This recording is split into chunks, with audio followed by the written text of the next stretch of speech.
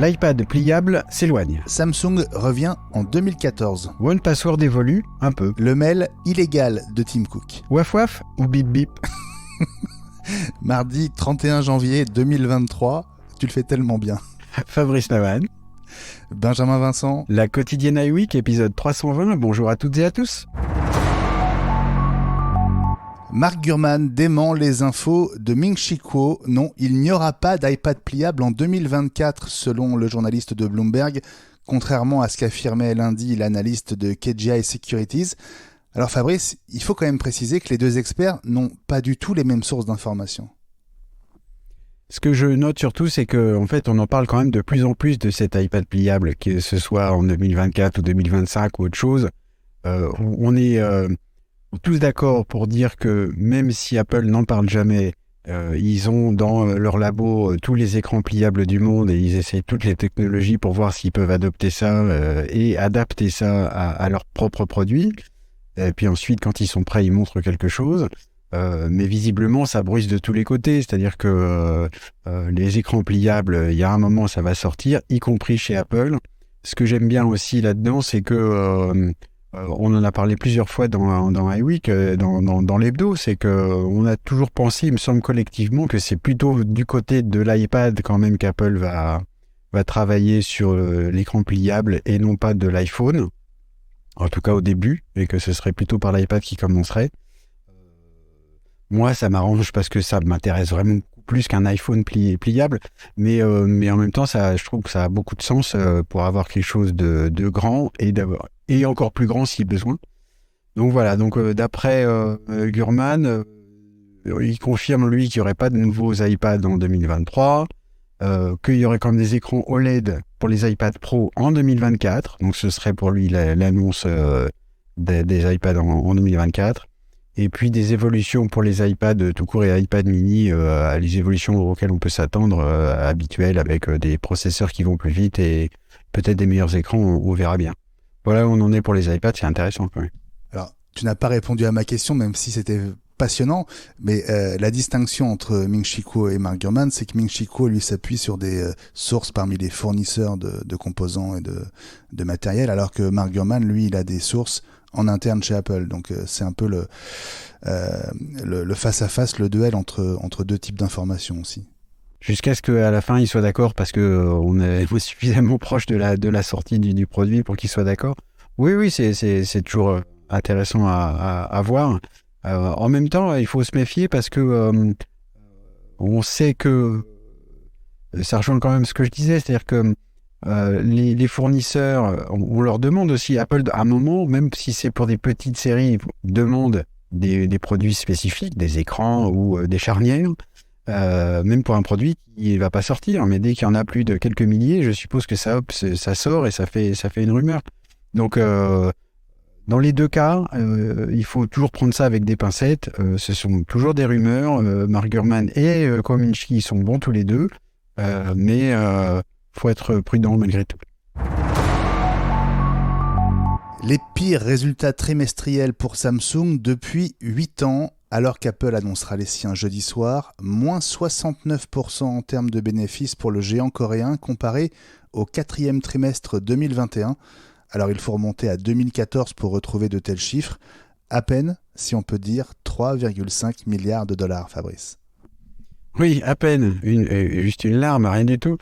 Cela dit, Samsung vient de faire un beau cadeau à Apple en préparation des résultats financiers d'Apple, parce que on s'attend à ce que les résultats financiers d'Apple soient aussi pas très bons. Ce serait quand même étonnant qu'ils soient aussi, entre guillemets, donc mauvais que ceux de Samsung. Et voilà, qui devrait permettre à Apple d'amortir un peu le choc. On sait que on s'attend à ce qu'il y ait eu plusieurs dizaines de millions d'iPhone entre guillemets non vendus par rapport au trimestre de référence pour Apple aussi, mais on sait que Apple tient le haut de gamme, donc les appareils les plus chers, et avec une marge financière donc plus élevée, donc il devrait en tout cas plus amortir le choc que Samsung. Je pense qu'on est très content des résultats de Samsung chez Apple. Et Samsung qui annoncera demain, mercredi 1er février, sa nouvelle gamme de smartphones Galaxy S23, mais aussi de nouveaux PC portables qui nous ont été présentés chez Samsung France il y a quelques jours, mais dont nous ne pouvons encore rien vous dire, embargo oblige. Rendez-vous donc dans le prochain épisode d'iWeek La Semaine Apple. Et en ce qui concerne les résultats d'Apple, rendez-vous en fin de soirée, jeudi soir, pour un épisode spécial de la quotidienne iWeek. On sera d'ailleurs à nouveau ensemble, Fabrice. Mais oui, et on aura forcément des choses très pertinentes à dire sur ces beaux résultats. Voilà, numéro spécial qu'on publiera dans la foulée du call en direct auquel on assistera à partir de 23h heure française. On parlait récemment des gestionnaires de mots de passe dans iWeek La Semaine Apple, et voici que plusieurs améliorations sont annoncées dans 1Password sur iOS, Fabrice.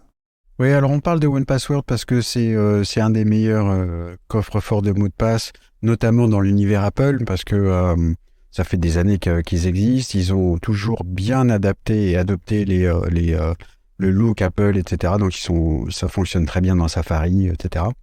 Donc on en est à 1Password 8. Il y a quelques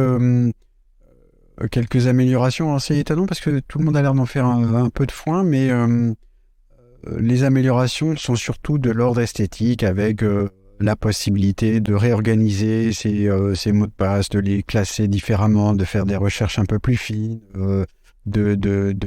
d'optimisation de l'utilisation de Face ID pour accéder à son coffre-fort de mots de passe.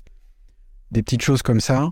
Je pense nous en tout cas, on fera beaucoup plus, et on en parlera beaucoup plus quand arrivera vraiment la vraie nouveauté que moi j'attends en tout cas, c'est la gestion des clés de sécurité, les passkeys, cette technologie qui a été adoptée par Apple, Microsoft et Google pour simplifier, pour remplacer les mots de passe véritablement.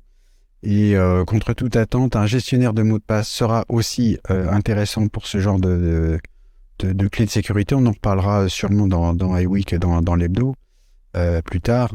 Mais ce sera ça la vraie nouveauté. Donc préparez-vous. En tout cas, je pense que 1Password fait parler de lui parce que suite au problème de LastPass, 1Password pour l'instant n'a pas le genre de problème que LastPass a eu à subir. Donc si vous en cherchez un, 1Password c'est le bon endroit pour y aller. Tim Cook épinglé pour un mail d'avertissement contre ceux qui font fuiter des informations sur les projets d'Apple, Fabrice. Alors ça me laisse perplexe, mais je pense que c'est aussi parce que là on est en plein dans la législation américaine. Alors il y a deux aspects. Il y a l'aspect, prenons celui-là d'abord, c'est assez drôle parce que c'est un mail qui qui indiquait aux employés, à tous les employés d'Apple, que qu'ils allaient partir à la recherche de ceux qui faisaient fuiter des informations, et donc ce mail a fuité également, c'est pour ça qu'on est au courant. Donc quand ça s'était sorti, on s'était un peu gossé quand même. Et à côté de ça, ce qui est moins drôle, c'est qu'a priori la législation américaine considère que ce sont presque des menaces contre les employés d'Apple en l'occurrence, et que c'est donc interdit par la loi fédérale. Voilà, moi je mets ça en rapport avec ce qui se passe autour des syndicats et de la création de syndicats dans les magasins, les Apple Store. On sait que on a vu même en vidéo que Apple luttait contre la création des syndicats dans les Apple Store, y compris avec, semble-t-il, pareil, des mails envoyés avec au moins une liste pour les managers de ces magasins, une liste de contrepoints pour dire voilà pourquoi il ne faut pas créer de syndicats dans ces magasins. Apple là se fait taper sur les doigts sur sa gestion des ressources humaines. C'est un aspect qui est moins glamour et puis qui est quand même pas très agréable à voir pour une société qui réussit si bien commercialement parlant, même si on sait que donc on en a parlé tout à l'heure, les résultats sont moins bons, mais c'est une société qui nage dans le bonheur financier et qui fait pression sur ses ressources humaines. C'est un peu dommage, on va dire ça gentiment. Et puis c'est l'histoire de Colin et de ses 2 chiennes, Sophie et Sassy, toutes les 2 avec un collier équipé d'un AirTag. Il l'a raconté au Wall Street Journal. Le AirTag sur le collier de Sophie a disparu. Avec l'appli localisée, il a pu le faire sonner. Et à sa grande surprise, le bip bip est venu du ventre de son autre chienne, Sassy. Elle a réussi à recracher le tracker, mais elle aurait aussi bien pu en mourir.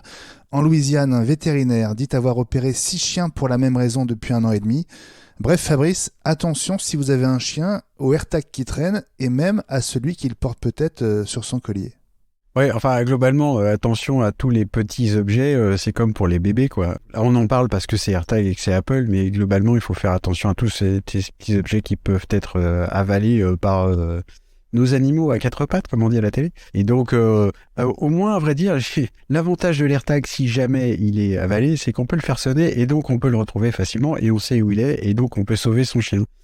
À côté de ça, oui, les AirTags, ça se met autour du cou des chiens et des chats et en porte-clés. Dans tous les cas, il faut quelque chose qui tienne bien à l'AirTag pour pas le perdre tout bêtement. Voilà, donc on est content que le chien se porte bien, mais faites attention à tous les petits objets. La quotidienne iWeek. Bref, on revient demain.